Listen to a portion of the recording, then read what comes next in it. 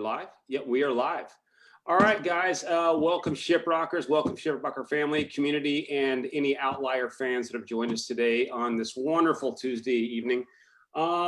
This is episode number 5 of Making Waves. My name is Justin. I'm here with my host, well, the host, sorry. You guys know Chad Nicefield from Wilson and from Shiprock last year as the host. Very special week this week for Shiprock. We have Stowa Week. So everything this week will be focusing on the stowaways.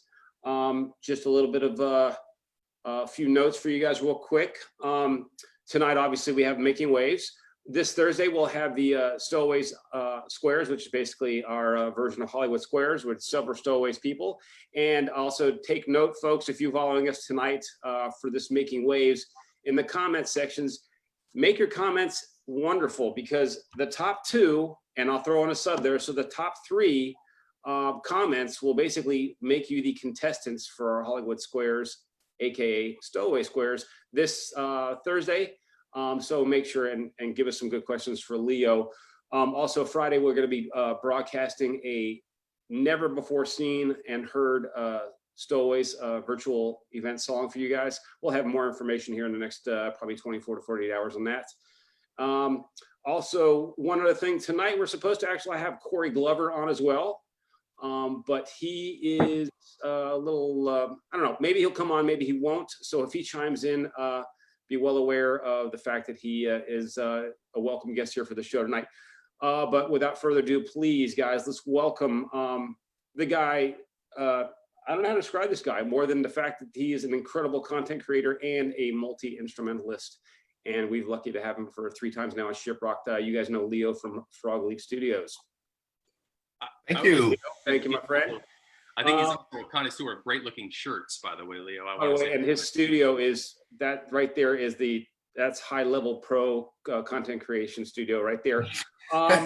You guys, if this is your first time joining us for Making Waves, obviously we take about an hour to kind of go into the lives and delve into the creative process of people we've had as stowaways and artists that join us.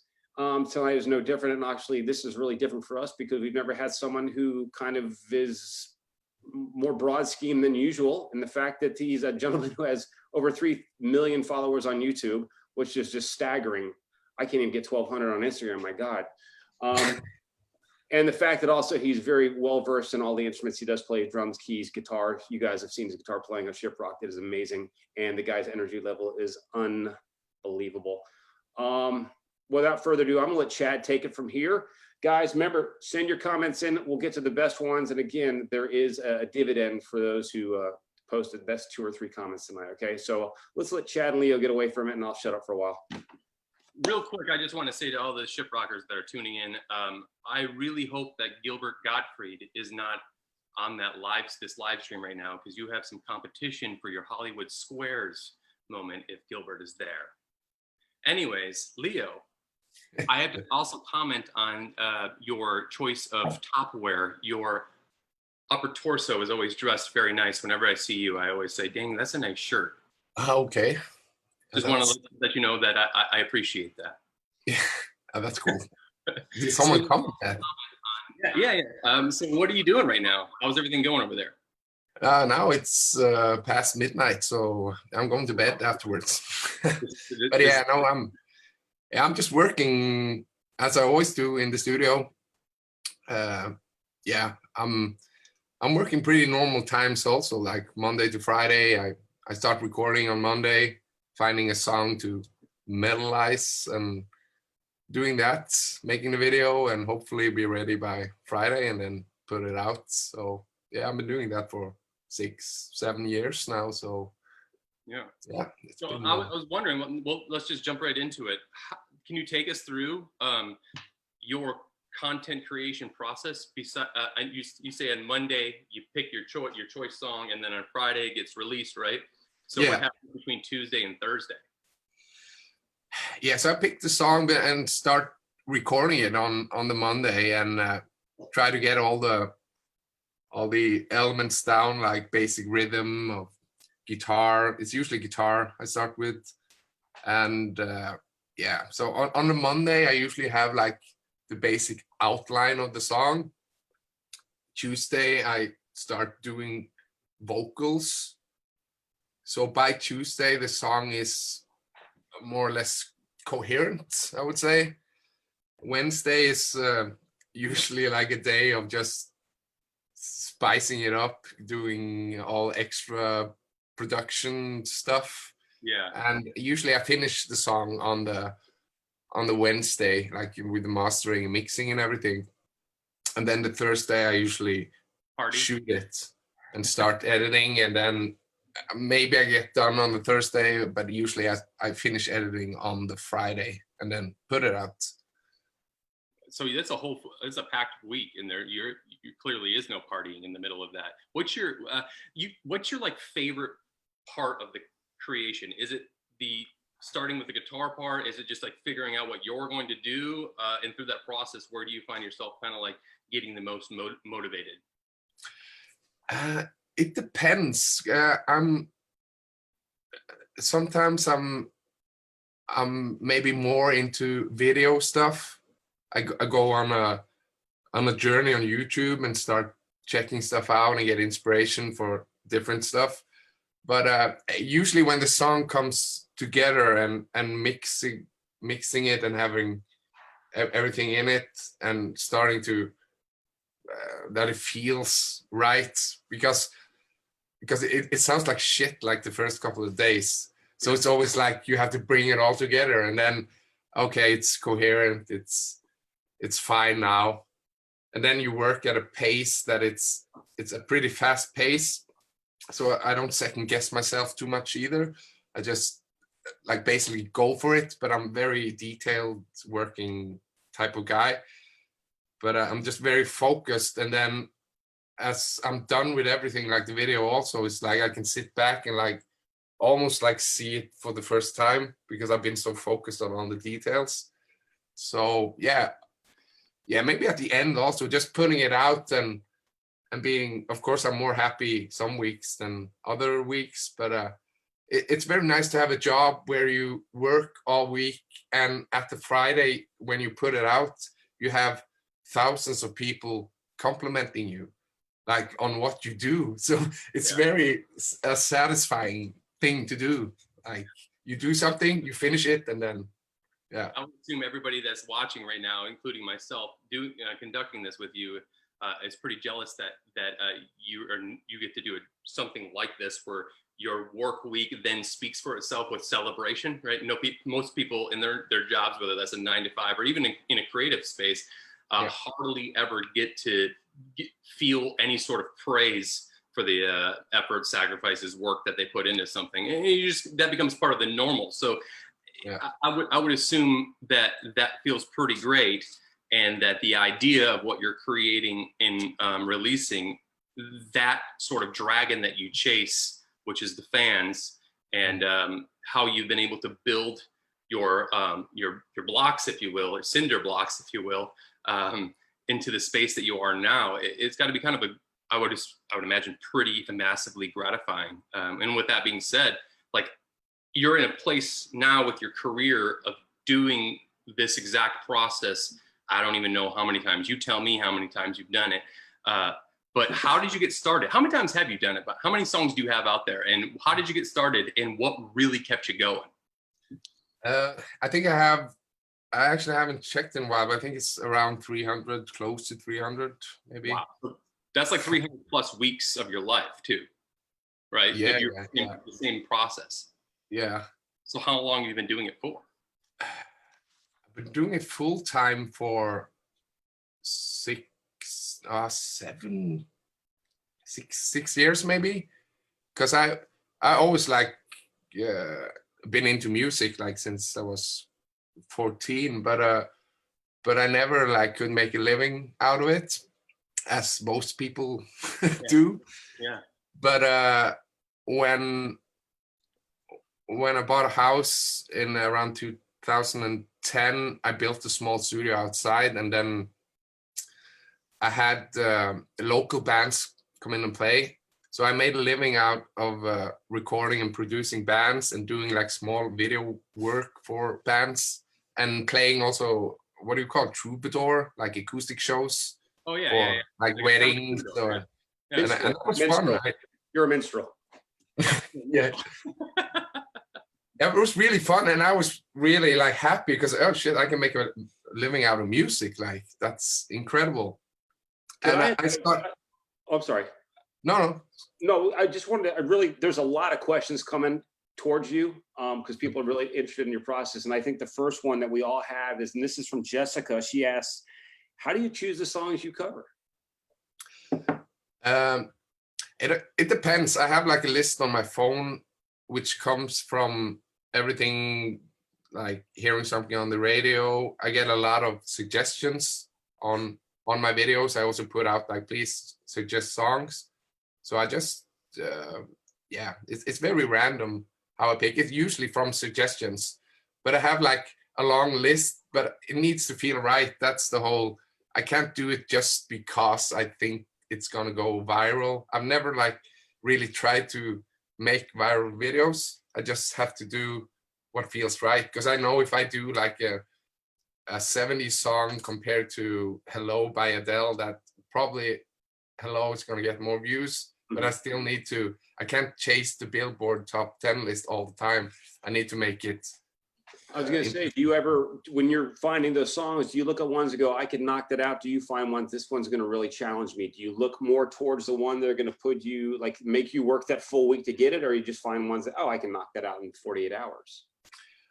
No, I usually don't think like that. I just pick songs, and then as soon as I started, it's like, shit, this is gonna be hard. What have I done? Yeah, especially if I do like Disney stuff or symphonic things I'm not so used to. So I have to like pick chords on symphony that I have to translate into guitar playing, which is much harder than doing like Take on Me, which is like it's much easier to do like those riff-based songs. Yeah. Just real quick to that, can I, Chad? I really want to grab this question because it's a good tie into that one. Our friend Aubrey Shiprock, she asked, "What's your favorite song you've covered so far out of the 300 plus?" I don't know. I get that question a lot. Also, I don't really have one. Like for me, the Adele Hello cover like took my channel to the next level. So that has like a special place for me, but it's not like the best song I've ever done. I like the songs that are more crazy if I incorporate weird stuff in it, banjo or like weird instrumentation. Yeah, it's more like, but it's as a musician, it's also, you tend to like, I'm not like a psychotechnical player either, but of course you do stuff and it's like, wow, this is pretty like out there and cool, but for the mainstream people, they don't care, because I can see most of my popular videos are the ones that are pretty straightforward and not like showing off in any way. Yeah. So yeah, it's a fine combination line to ride the whole thing. Yeah. Well, thank you. So Aubrey and Jess, I hope that guy answered your question as far as what he chooses and what he likes so far. So he's just got a vast catalog, so choosing one, I'm sure, is like choosing a child. I don't know which one's my favorite. I don't even remember half of them anymore. To that tune, as a musician, both in a touring sphere and a recording artist myself, you gotta get pigeoned into. You gotta kind of fit some sort of a mold after a while. It's part of your brand, and going out and producing the content that you're creating and producing the content that you do, it keeps the ship afloat, right? So you're making, sometimes there's definitely decisions that you make that maybe aren't necessarily true to your first idea of what you wanted to do. And you put that, like you said, you put that Adele song out, right? And it takes you to a whole nother level. Then you see what's possible above that cloud as a writer, as a creator. You're in a unique space though, which like, I'm so I think every songwriter, musician, player would be super jealous to be in, where you can kind of craft and create your own lane entirely. Like you can do the Adele thing, but your fans aren't immediately like they're not expecting you to do that. And you clearly have winners that aren't in that pop format in particular. And just thinking about it from my perspective, like, wow, this dude wakes up, listens to some songs. He's not even listening to top 40 like Spotify playlist or something like that. He's not following volumetric data. He's listening and then deciding with his chest, with his heart, what he wants to do. And then you take your whole entire week to produce that. And sometimes it turns into numbers like Adele's songs, and sometimes it doesn't. Yeah. With that being said, besides the obvious love of it, what keeps you going? I mean, like when you see like a spike from a song, like I'll use Adele as an example, in your viewership and subsequently subscription base, and then the following song maybe is like a fourth of that. Does that put you in a space mentally to like, be a little bit hardened or depressed, if you would, or does it just kind of not matter to you? You get it? Yeah, I'm so far beyond what I ever like dreamed of this could be in a way. So yeah, I don't really like second guess myself, or like I said, try to pick songs because of this or that. Like it worked back then, so I'll just do whatever I like, or choose whatever songs I like. Of course, I love doing it because I love working like this, like detailed and by myself. But still, it's sometimes it can feel like a job. Like, of course, everyone's up and down, and if you do this same thing in a way for 7 years, but I need to, if I ever have those kinds of thoughts, I just need to pinch myself, because I am very, very lucky to be able to do it and still have the fire. And I think if you lose that inspiration to do it, I couldn't, because I had people in here watching me work also and say I could never work like that because it's so tedious. Yeah. So you need to be like a creative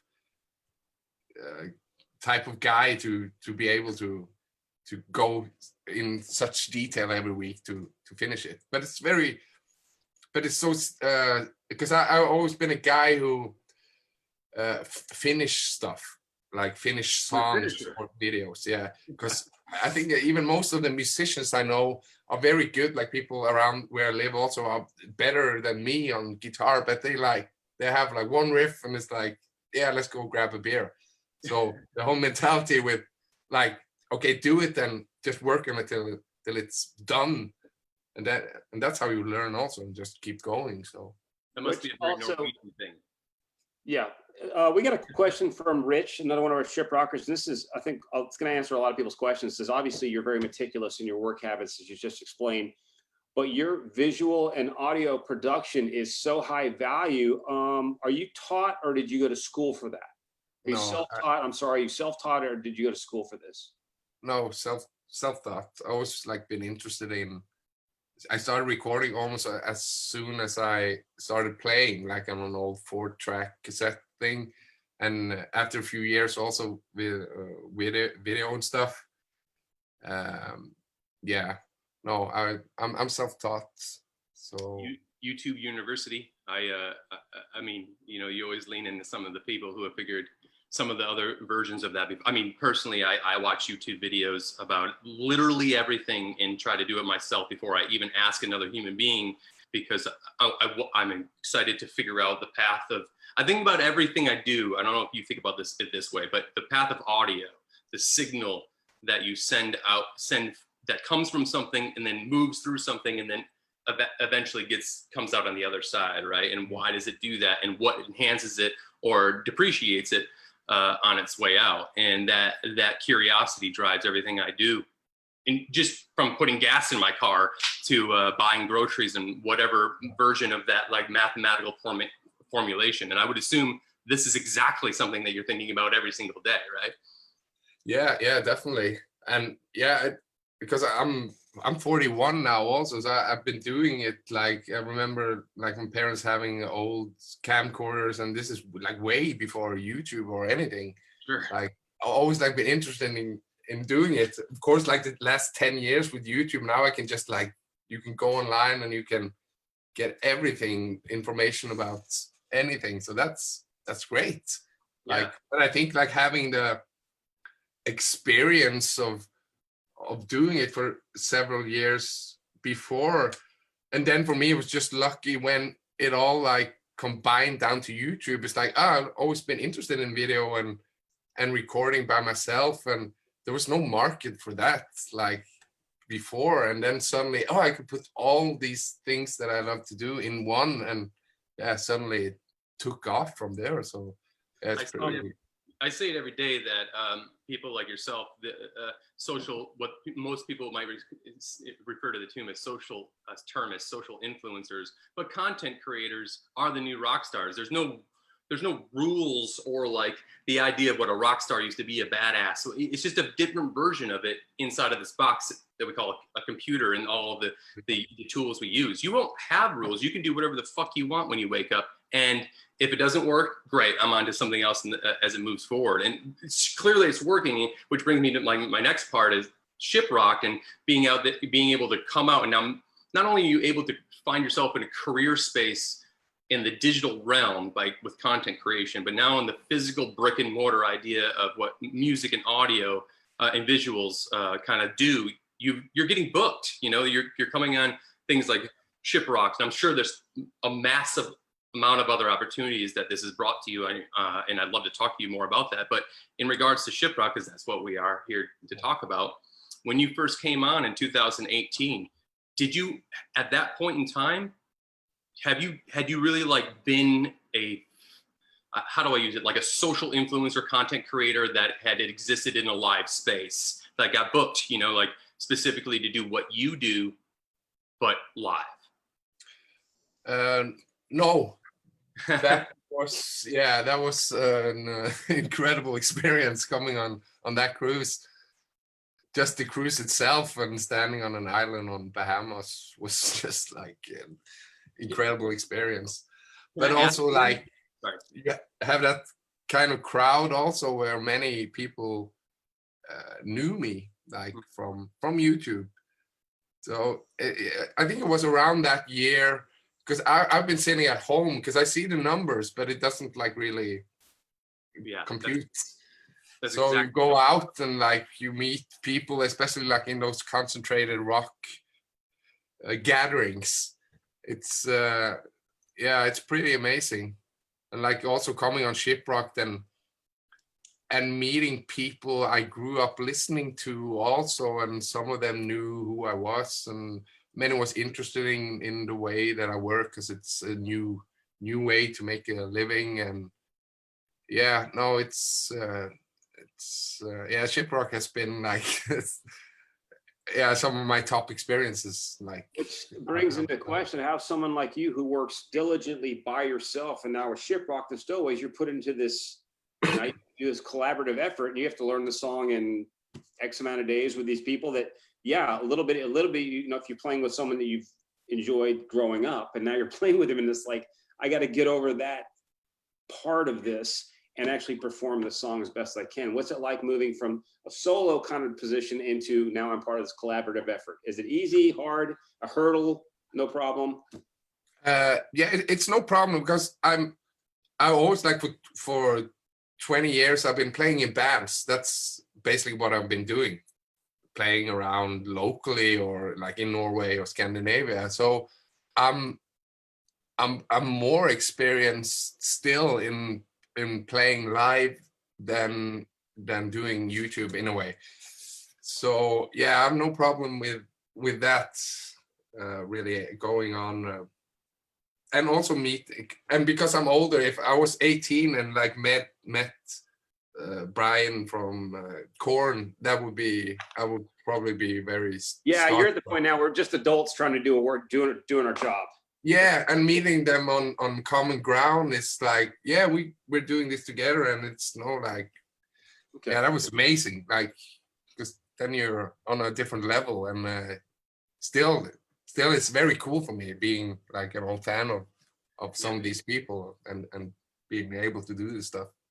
It's interesting to see the dynamic of that real quick when what you just said, coming on the ship, being part of Stowaways, learning songs with your essentially colleagues, and also maybe heroes like you said in the past, but it's a different visual for you now as an older gentleman than, a younger kid would be. And also half of the time I would assume that most of those musicians that you're now playing with or are sitting in front of on the ship are like, dude, tell me how you're doing that, because it is a whole nother world of like, I thought about it a couple of years ago every single day, like, how is this working? How are you monetizing? How are you able to have a career in this way? Because my body's starting to hurt and I want to figure out ways that I don't have to go lug a cab every single day or whatever it is. I can see them being like, you're the shit, dude, please tell me more. No, that's yeah, it is amazing. Like, yeah, with the whole like monetization on YouTube, especially doing covers, you have to have the rights to sell them also. So that's when I figured out like getting the licensing and being able to monetize and all this stuff. That's when I really like went for it, because I was because I was talking about how I started, because I started doing covers, acoustic covers on my channel, because I was playing locally acoustic. So that's how I started putting it out. Just, you can book me for a wedding. That's why I started doing that. But because I have a metal background, I'm more confident in metal than acoustic. So I did one song like Poker Face by Lady Gaga. I think I spent like a day on it and put it out, and it got like 1 million views in a period of time. Yeah. And that's when I really like to do this. And then I sat down and like fully went for it. Like, okay, I'm gonna, because with YouTube especially, it's important to be consistent and putting out content every week or whatever. So speaking of content, Shiprocked, obviously we've been able to take advantage, and you've been able to provide us with 2 great moments with you doing the Thriller and Bring the Noise. Thriller, we knew you were up to something that week, but when we finally saw the finished product, we were like, holy shit, what did he do? Almost on the radar. It was like, what's going on? Okay, he got it done. What was your process going into that? And did you know going online, going on the ship, I'll be able to pull this off and do this? And it's just amazing. Thanks. But that was as much as an effort from Al and like the Shipwreck crew guys who helped out, because I rarely plan anything with videos. Like on the boat also, that's probably one of the more planned videos I've done, but still I don't know what's happening. I always like take it in a moment and do it. And I've been like, I called people like, hey, do you have a bus? Yeah, I'll come tomorrow and pick you up. And then I have a music video on the bus. Or going in like a hockey arena here in town also. I had like this huge arena and my logo was everywhere, and it's just like, I just made a call yesterday. So basically all my videos are like that. But yeah, and I look back on like the Thriller video also, it's like that turned out really good. But I had some hope because I knew like the video team on board was really good. Mm-hmm. And as soon as we started, everyone was with, and they had all like the dressed up and makeup and everything. So yeah, but it's as surprising to me as to everyone else. It's like you sit back and like, that turned out good. So and then Bring the Noise. I mean, that was phenomenal. Just a great performance all the way around. Yeah, that was fun. The parade was amazing.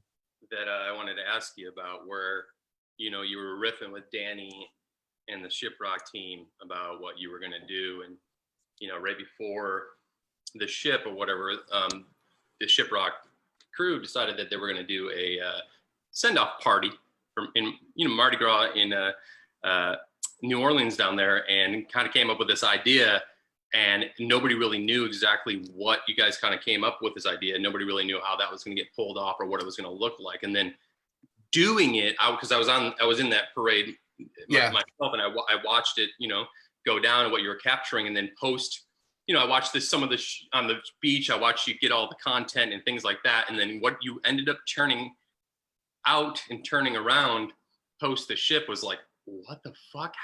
It like all kind of just like you said, spur of the moment. You decide you're going to do it. Let's get the content. If it doesn't make the cut, it doesn't make the cut. But let's get it right. Yeah, yeah.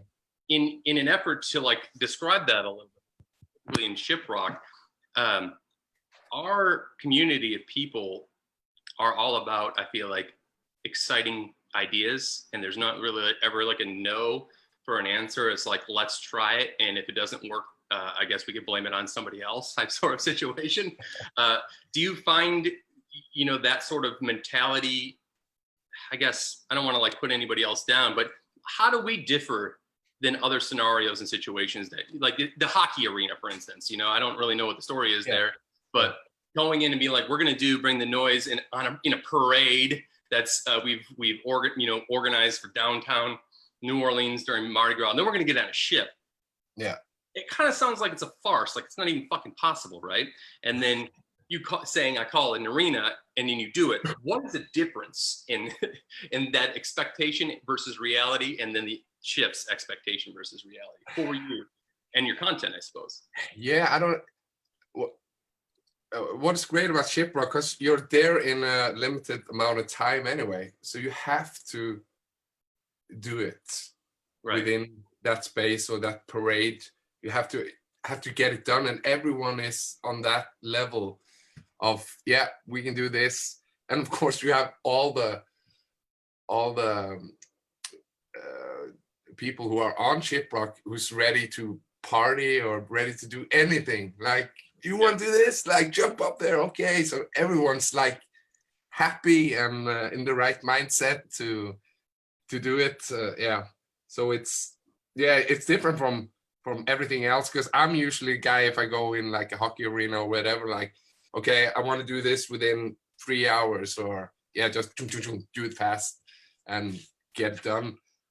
And when I come to Shiprock also, it's like, it's everyone's on the same place, and you just have to get it done, because there's no like second day to do it anyway. So it just works. But I didn't know, even with the Bring the Noise, that video turned out more like like a documentary style video compared to the Thriller, which was more cinematic style video. But I thought that the Bring the Noise was going to be more, I don't know, cinematic in a way, but I think it turned out good in that way also, because it feels more like someone just filmed some craziness on a parade and on the beach in it Mexico. definitely had a more journalistic approach to it than film director per se.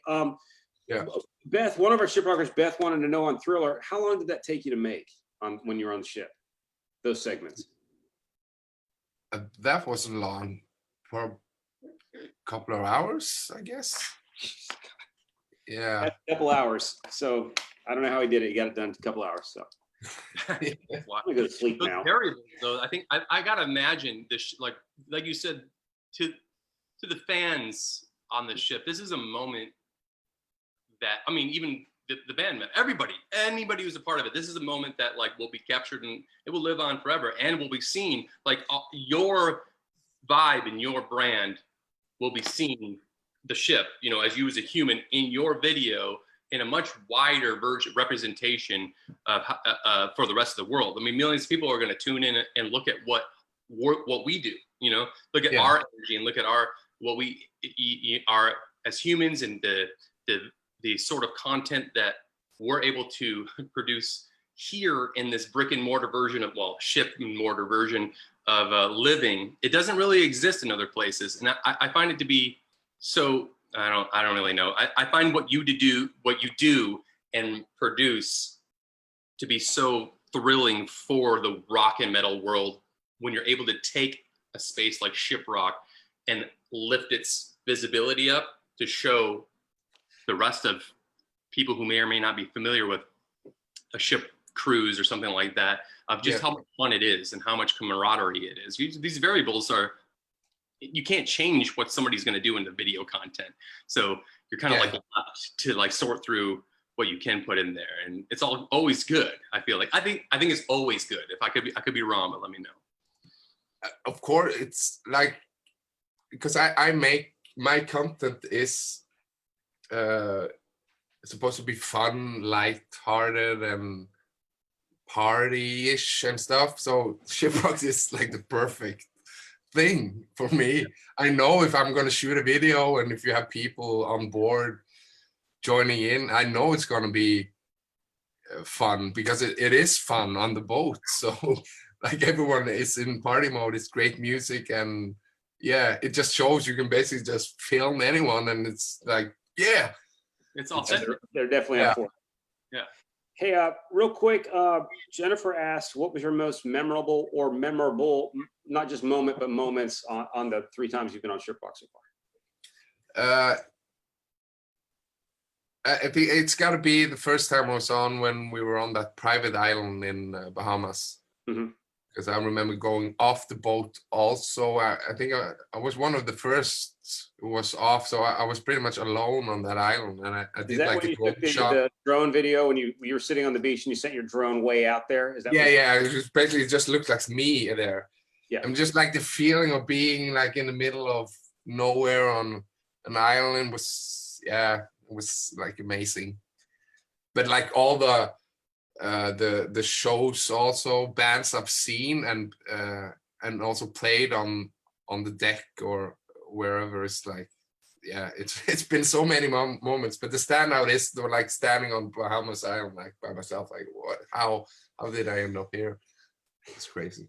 Can you bring us back to like the call you got? You know, like I'm so curious as to what you were thinking when you were invited on. Did Alan call you? Does Alan call you Yeah. directly? The first time, Yeah. no, it was Danny who sent me a mail, because I think I just heard about like those types of cruise also. I didn't have any like knowledge of it, and Okay. I hadn't heard of like Shiprocked, and then I looked it up. It's like, wow, this looks pretty crazy. So, but still, going over the first time, I didn't know like what I was expecting really. I had no like no high hopes really. I don't know. It's like, yeah, I'm just gonna see.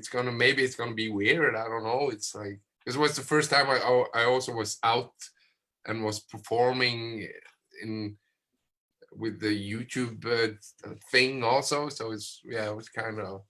But everyone, like all the artists and everyone on board, is just like so cool to talk to. I haven't like met anyone who's like being a real cocky rock star or just crazy. No, they check that at the door when they get on the game. Yeah, I've heard that. Let that go. We're at Ocean, man. This is maritime rules. What you just mentioned though is, and Chad will attest to this, is like when you come on for your first time, our artists are like very apprehensive. Not like they don't want to do it. They're just like, what am I going to run into here? What is this thing?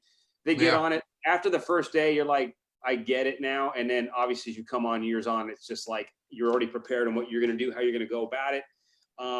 Because a lot of things with a lot of bands, like you're going to be like meeting people, are going to be right there with you, the fans, everything. There's no, it's just basically, hi, how are you? And then it becomes this very family atmosphere. They leave you to yourself. And, when you want to be approached, they approach you and whatever else. So it's really just a great, respectful family. So it's really great to hear that you went through that too, where you're kind of like, what is this? And then you get on and you're like stoked. Yeah, definitely. It's So when you say Danny mailed you, I just I picture a physical snail mail coming into your mailbox. So he emailed you though, right? Yeah. Oh man, I was hoping that you'd be like, no, I just opened my mailbox and there was there's a VHS cassette that there was an official invite for the ship. Yeah, that would be cool, like golden tickets. Yeah, totally. And so here you are, you get this email, you open it up, you're like, what the hell is this? Shiprock, a rock cruise? And you could probably, I'm sure there's some sort of pitch and, some sort of media to check out. Yeah. When you decided to come, when you got on the plane, the whole 9 yards, right? You land wherever, what was Shiprock 18? Where did we go? Bahamas. Yeah. So you land so we left from Miami, right? Yes. Yeah. So you get into Miami and you see this cruise ship, and now it's real. How did that feel? Like walking through the whole process, like now you're here at this ship, you're walking on, and then you see that when you first walk in, you'll see like that, I forget what the room is actually called, but the bar. Atrium. Yeah, the atrium, yeah. And you see the atrium. What was that? Can you remember that feeling? Yeah, it was pretty crazy. It took a few hours before I realized how big it was. Like also, because I went into the atrium, it's like, okay, it's a bar here, and yeah, it looks cool and stuff, but and then it went up and out and under. I remember like the first days, I think the second day, I just went down the stairs and I went into the Ivanhoe Theater. I didn't even know that there was anything in there. And I just like turned around with the stairs, and suddenly I was in this huge like concert space, and I saw, was it In This Moment? I remember that because I never heard them before, and it was great. And it was just randomly going down the stairs, and then this huge theater like inside the boat that I'd never even seen the first day or two was like, okay, this is pretty incredible place. Like, and having so many stages also was just like, yeah, because I love that festival type of stuff where you can just go from one place to another. And yeah, I get bored if I have to see a whole concert if I'm not like a super fan. And then you get surprised, and then you see a whole thing like, whoa, what is this? Like, okay. Yeah, I mean, that was always the thing with the two performances, because obviously with us running everything simultaneously, you want to catch this band, but I got to see that band too. How am I going to do this? Oh, I get that on Thursday. I'll catch this one on Monday. So yeah, that's great. You can it's do amazing that. for you. Which brings us to the question: was there any acts that you weren't aware of that you saw during your time on Shiprock where you went, wow, that's a band I'm going to follow? Yeah, it's been several bands. Like In This Moment is the one that pops out, which but just because of the whole stage show and everything, it was like Meshuggah meets cool female vocal. It was just crazy. But yeah, it's been a lot. But I can't remember so many names either. There's been a lot of bands from which I listened to back in the day also, which is fun because I like the whole style of music on the boat also, because it's not too hard. It's not like raw death metal. It's like party music. Yeah. And that fits me in that setting. It's just like perfect music to be on a boat and just like sing along to rock anthems. Yeah. Right. I mean, we love metal. I mean, obviously with us doing Motorboat for a couple of years, and we love the hard stuff, but you always try to find something that suits both, obviously male, female, old, young, and where's the best cross section here. So we usually kind of hit it right on the nut most of the time. So yeah. I had to comment on something in just talking about new bands and diversity. I think that the ship does a really good job every year of not only making sure that the lineup is diversive and inclusive of human nature in general, but also finding new bands that they believe in, and being one of those bands from the ship, and how we got our start in 2013. There, it changed everything for us. It allowed so many more doors to open, and so many people to take us more seriously than they maybe had before when we're like pitching for other festivals. And that sort of culture that the ship has created within itself, it allows for the choices. I mean, they basically have built a situation where like a band can break on there, really, because the fans that are on that boat, they're from all over the world.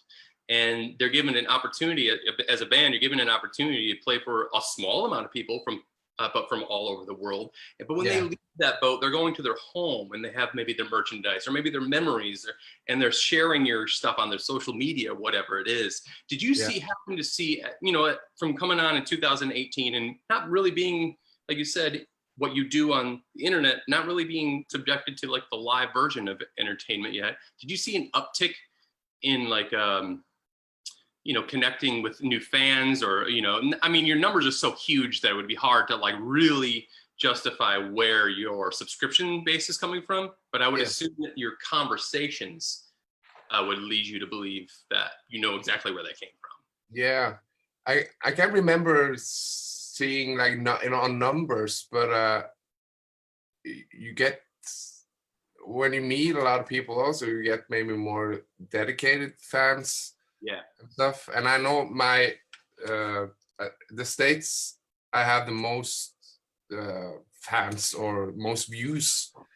So yeah, but I don't know. Yeah, because I'm thinking about that stuff. Like if it's a huge Facebook page or something plays my videos, will I see like a spike in something? The only thing I've noticed there was with the Hello video, they started playing it on the Sirius radio channel. Yeah. Then America took off on that. But yeah, I don't know with the cruise how it has affected really. But I see a lot of comments, and I've even played, because I put together a band, Frog Leap band, who plays shows. We've only been touring Europe, but still there's been people at shows out in Europe who's been on Shiprock. That's what Like, yeah, and that's amazing. Like, hey, and they have like the Shiprock banner or something in the crowd. Hey, yeah. Yeah, So- we talk about that with every time we talk to an artist. Is like, you know what, you're going to see this, not so much a huge uptick, but you're going to see like you said, you're overseas of all places, and you're seeing people and they're showing up with banners or the jerseys or T-shirts, and they get along, and they create this family away from the cruise. yeah, And yeah, you play in the States, you'd see them in different cities, 40, 50, 60, at the festivals, like gets to almost 200. They all get together, and it's their crew. Yeah. So to see that is definitely something. And I'm always saying, man, if Leo toured the States, anyway, you'd have this built-in audience from Shiprockers who followed you. But then I imagine everyone from places like YouTube and content people would obviously go as well. But it would be interesting to see the amount of banners and flags and things you see at shows over here. yeah. I definitely want to. We're gonna come over eventually to the States. We were planning maybe next year, but I don't know with the whole Corona thing now. But it's been amazing in Europe. Like, we played a couple of years now, and it's just been skyrocketing. It's like we played a festival last year we were a late night special and played after Slayer, and was 40,000 people in the crowd. It was just like, what Was that the Vakken show? No.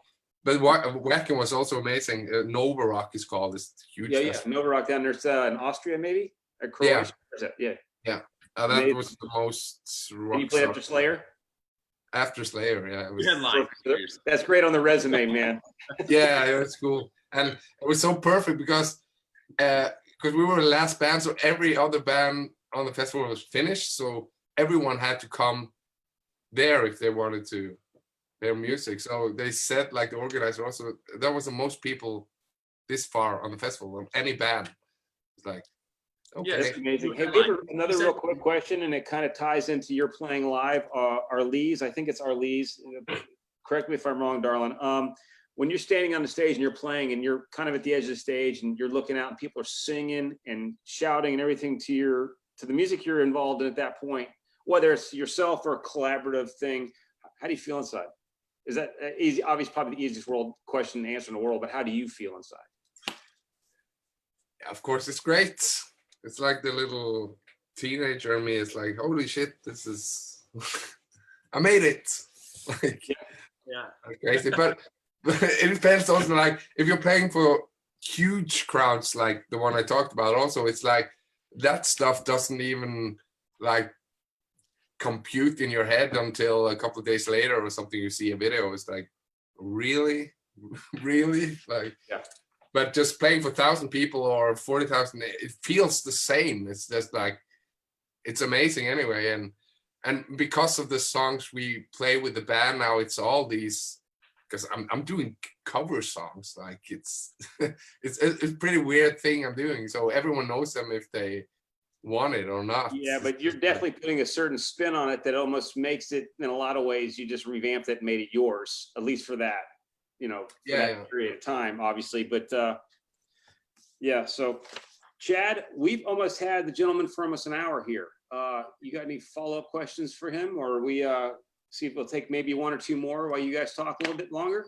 Yeah, I mean, of course, if the Shiprockers have some questions, Yeah. I just wanted to ask, you mentioned something about coming over to the States, and we don't have to go and talk about this for very long, but and the inability for you to do so, or anybody to really do any sort of physical touring right now. What is it like over there right now, as far as the COVID-19 pandemic is concerned? Is there concerts happening? Are you seeing like life out and about, or is it everybody shut down? Everything's shut down as well still, besides the essentials?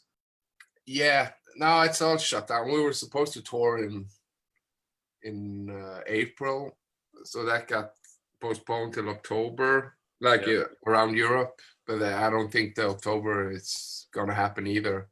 Yeah, so you're in the same boat as everybody. Because the shows are the last things that's gonna reopen, because there's a lot of sweaty people together. So yeah, I don't know. It's but Norway is pretty good. There's very low cases here now. Mhm. Yeah. So things are almost back to normal. There's still restrictions for a lot of stuff, but yeah, you can do what you want. But it's been a shit year. Like, holy shit. Yeah, Because we were supposed to do.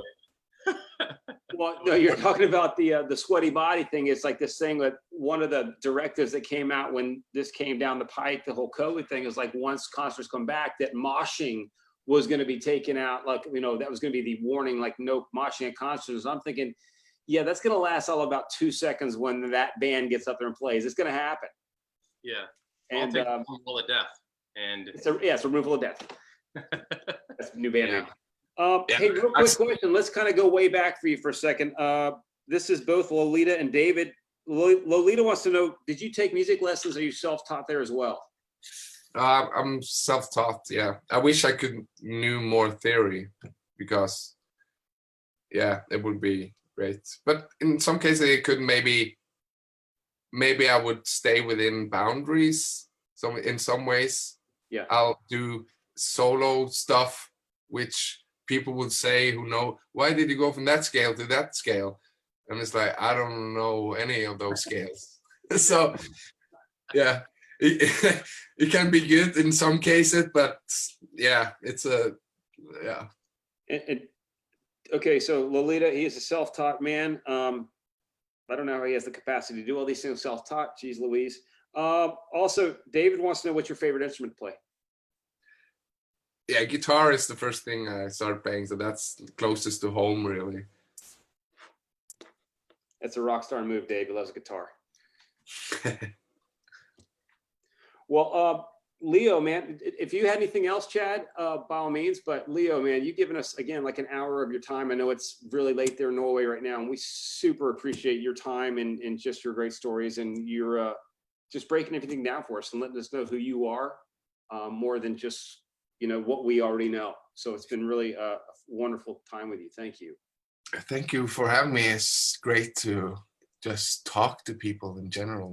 That's right, just anyone who's out there. But real quick before we let you go, Leo, again, guys, a few words. I will reach out privately to the 2 or 3 people that are going to be joining us for the Stowaway Squares as a contestant. So, are any of them Gilbert Gottfried before we move any further? Do what now? Are any of the potential winners Gilbert Gottfried? Niet, no. So I'll reach out to them, guys. So look for something within the hour in your inboxes. Also, what else we got going? Oh yeah, want to remind you guys, we do have a few cabins left for 2021. Listen, guys, I know it's a big concern for everyone, but after meetings with the cruise lines, everything as of right now, we're still 100% go. So let's we'll keep you guys always abreast of what's going on. But right now, we're all good to go. So get those bikini abods in shape, and you guys too. And we'll keep doing that. Again, we do have a few cabins select, and as we always say, and Chad always loves, You'd rather be waving from the ship than the shore. So make sure and get those. Go to shiprock.com to book those cabins, or you could always look for a cabin mate there. We have other ways to do that. You can find that at Shiprocked through all of our different forums. Also, guys, remember this Friday, the 10th. I hate to hit you with all this information at once, but we might as well do it. You already got this in your email boxes, but we do have the premiere of the Stowaways music video, and we'll have more information here in the next day or two on that, on what time to tune in and where. For anyone who's watched this podcast, missed it, wants to hear it again, and of our previous ones, you can go to Apple Music and Spotify, go to Making Waves, and you can find our podcast there, audio only. So unfortunately, you're not going to be having Chad's wonderful face to look at. I'm going to refer to Leo's incredible shirt selection. So that's what you're really missing out on. Oh yeah. Oh, I love that shirt. But is the video going to be up on Facebook or? Yeah. This will replay. So this will live here for a long time. So you'll have a chance to look at it when you have some coffee in you. So Apple and Spotify listeners, go check out his shirt at Shiprock. Yeah. Speaking of, do you have a site do you have merch available that people can go to and pick up? Yeah. Everything is at frogleapstudios.com. All the music and merch and tour dates, which are all up in the air now, but yeah, everything. We call them pending. Yeah. So anyway, guys, go to frogleapstudios.com to purchase any of Leo's music and merch and help support this gentleman. This has been a fantastic hour with you, and thank you. You're so vital to what we're doing here these last few years, and obviously you're a huge fan. We're huge fans of your work and what you've done, Stowaways, and we'll continue to follow you on YouTube and get you up to 5 million followers at some point. So tell all your friends, folks. Again, guys, if you missed it tonight, we were supposed to also have Corey Glover joining us, but we're going to have Corey on another time. So if you were looking forward to hearing from him, you will soon enough. We'll have information on that. Other than that, Leo, obviously, my friend, best to you. We'll obviously, hopefully, be in touch with you soon. We'll continue to look for your work, man. It's fucking extraordinary. And Chad, as always, my brother, we'll talk again this week at some point. I guess we'll be doing some stuff. We'll be doing some stuff. You're going to be a square, aren't you? I'm certainly going to be. And all you Shiprockers, look, guys, we love you guys dearly. Always know that. Take care of yourselves. Be well to each other. And you know what? We're going to get this industry rolling again here really soon. Wouldn't it be fucking special if Shiprock 2021 got this thing going again? So awesome. Everyone, have a great week. We'll talk soon. Thanks, everybody. Bye, Leo.